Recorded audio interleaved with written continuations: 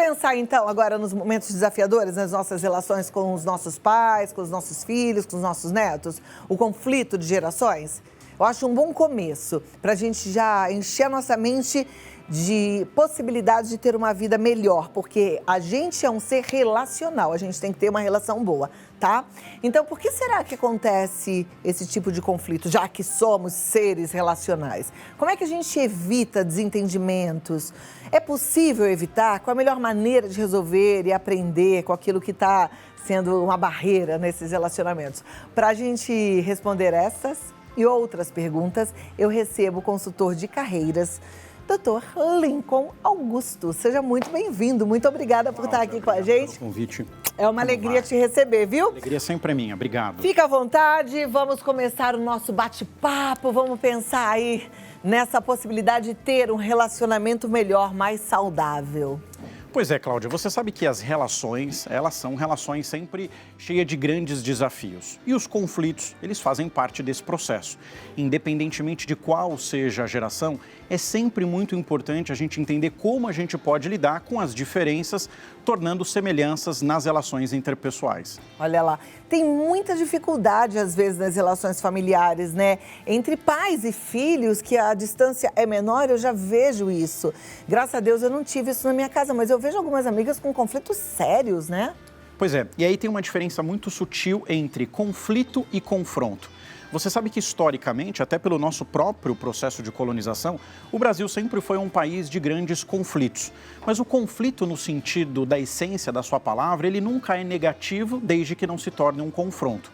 Pensar diferente de outra pessoa nunca deveria ser um problema nas relações. A questão é quando isso vira um confronto. E aí eu tenho o problema de injúria, calúnia, agressão, e aí as relações podem ficar mais delicadas. Como é que a gente não ultrapassa essa barreira, não faz do conflito um confronto? Eu acho que o ponto mais importante, Cláudia, é aprender a dialogar. E parece que as pessoas, com o passar do tempo, foram se esquecendo que o diálogo é o ponto principal para você evitar com que o conflito se transforme num confronto. Como você muito bem colocou, muitas relações entre pais e filhos, netos e avós ficam comprometidos pela falta do diálogo.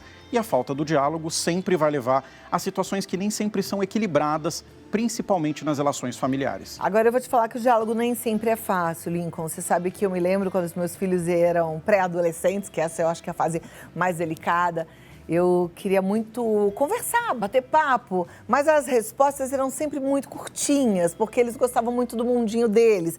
E não era tão fácil entender esse distanciamento, porque para pai e mãe a gente vem daquela criança muito apaixonada, muito apegada e que de repente, claro, faz parte do processo, se afasta da gente, né? Então eu perguntava como foi na escola?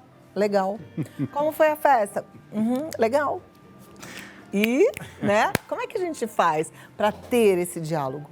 Você sabe que isso é uma questão de repertório e de vocabulário, né? Então, muitas vezes, principalmente a criança ou adolescente, acaba se limitando a explicitar uma situação da qual tenha vivenciado na escola, com os amigos, numa festa, porque falta esse diálogo, mas falta esse enriquecimento de vocabulário. E por que isso acontece, Cláudia? Porque muitas vezes as relações, elas não são intensas na sua totalidade. Então, como eu vou exigir do meu filho, da minha neta, um diálogo mais intenso, se muitas vezes eu também me coloco numa posição, digamos assim, mais minimalista na minha comunicação? Então, isso é um estímulo constante que a gente precisa fazer. Então, não se limite ao legal. Me descreva, conte melhor o que você experienciou, como foi, porque isso estimula com que o diálogo faça mais parte desse processo. Perfeito. Eu me lembro que teve uma época que eu falava, não, quero 3 coisas legais e 3 coisas mais ou menos, ou ruins. Aí já melhorava, começava a conversa. Mas você sabe que enquanto você falava, eu me lembrei de um exemplo que é sempre muito enriquecedor. Eu acho que é bom a gente ter exemplos de pessoas que conseguiram um diálogo através de alguma estratégia. Eu não sei se foi estratégia pensada ou se isso foi natural. Mas o meu pai, por exemplo, ele sempre teve e tem ainda muito costume de contar histórias e contar um pouco da história dele, né? De como era, de como fazia e descrevia bem. Então, tinha a fazenda do meu avô e tinha um riacho e a gente... E isso, eu acho que nos ajudava nessa conversa. Se a gente abre um diálogo com mais detalhes, a gente consegue estreitar essa relação? Com toda certeza. Primeiro porque a gente aumenta o repertório de situações, de exemplos, de adjetivos. E no contexto mental, isso facilita com que a gente possa se transportar àquela situação. Então, quando você me conta assim, o meu pai ou alguém próximo me contava uma história e eu imaginava o rio, imaginava o campo, imaginava voltando para casa depois de uma viagem no domingo, isso ilustra o pensamento. E o pensamento ilustrado aumenta o repertório do vocabulário. Então, faz com que a gente tenha mais vontade de contar as coisas, de detalhá-las melhor e sermos mais intimistas no sentido da relação familiar. Agora, você sabe que além do conflito das gerações, o que eu tenho percebido, isso me entristece muito, porque o Brasil está muito polarizado, né, politicamente falando, e eu vejo que as famílias estão entrando em confrontos por conta da política, né, porque tem muita criança que vem catequizada da escola e os pais têm uma outra postura em relação àquilo que eles aprenderam. E qual é o conselho que você dá para que isso não seja um confronto que os afaste? Porque tem situações que eu tenho presenciado de famílias que ficam brigadas. Pois é, isso impacta nas relações familiares, né?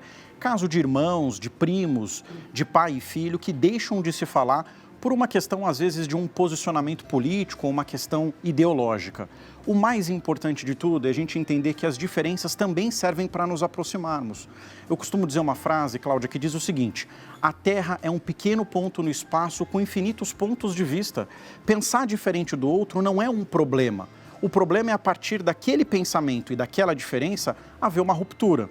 E essa ruptura, muitas vezes, causa danos nas relações familiares que levam anos. Quantos pais deixaram de falar com os filhos por uma questão, por exemplo, relacionada à política, por exemplo, como você bem trouxe?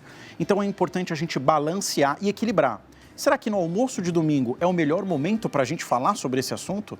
Será que na festa de aniversário da minha neta é a melhor ocasião para tratar daquele assunto? Às vezes é melhor não. E assim, uma coisa que eu penso é que um dos lados tem que ter sabedoria, porque às vezes, de fato, a gente escorrega. Às vezes, vem aquele ímpeto de comentar, por exemplo, a entrevista do presidente, você assistiu?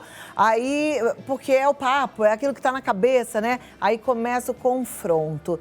Alguém tem que saber aliviar aquilo, né? Alguém tem que saber falar, tá, não, é legal o seu jeito que você pensa, é que eu penso diferente e morrer ali o assunto, não é? E isso tem a ver também com o nosso autocontrole, que é uma espécie de um combustível que ao longo do nosso dia nós vamos esgotando. Então, por exemplo, todos aqueles assuntos mais tensos, aquelas conversas mais difíceis, a gente sempre aconselha você levá-las no início do dia, que é quando normalmente o nosso autocontrole está maior. Autocontrole maior, a gente consegue evitar situações que levam o conflito ao confronto. Mas se eu deixo, por exemplo, para discutir questões tensas no final do dia, quando já aconteceram centenas de coisas, eu estou com a cabeça cheia, amanhã levanto cedo para trabalhar, a chance de você ter um problema é muito maior. Então, quer resolver um assunto, quer tratar de algo que vai gerar conflito, preferencialmente no primeiro período do dia. Tem que ter sabedoria. Lembra da música? É preciso saber viver. Reuniões onde tem álcool, as pessoas se soltam e parece que o clima está muito alegre, muito descontraído e aí vem um papo que possa gerar conflito. É melhor evitar ou, por conta de estar todo mundo mais relaxado, isso pode ser positivo? É positivo ou negativo? Se a gente estiver falando de questões profissionais e aquela pauta fizer parte do assunto da empresa, por exemplo, é importante ser discutido. Agora, se a gente está trazendo um assunto que não está dentro daquele contexto, é melhor evitar, porque assim a gente otimiza melhor o tempo, é mais produtivo e evita situações de desgaste nas relações, principalmente profissionais.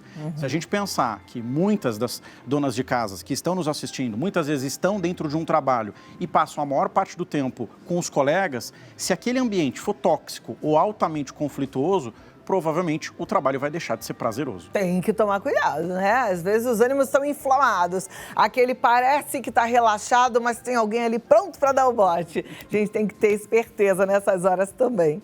Tem que tomar cuidado. Eu gosto de ensinar um método, Cláudia, chamado método SEDAR. Então, toda vez que eu tenho um conflito, existem 5 coisas simples que eu posso fazer e que vão resolver aquela situação. Então, o método diz o seguinte: primeira coisa, conheça os fatos. O que de fato levou àquela situação daquele conflito? Depois, esclareça os fatos.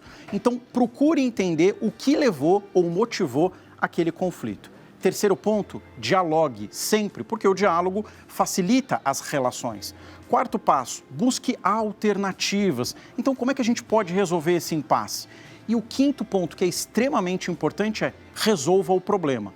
Um conflito mal resolvido hoje pode virar uma dor de cabeça imensa amanhã. Tá vendo?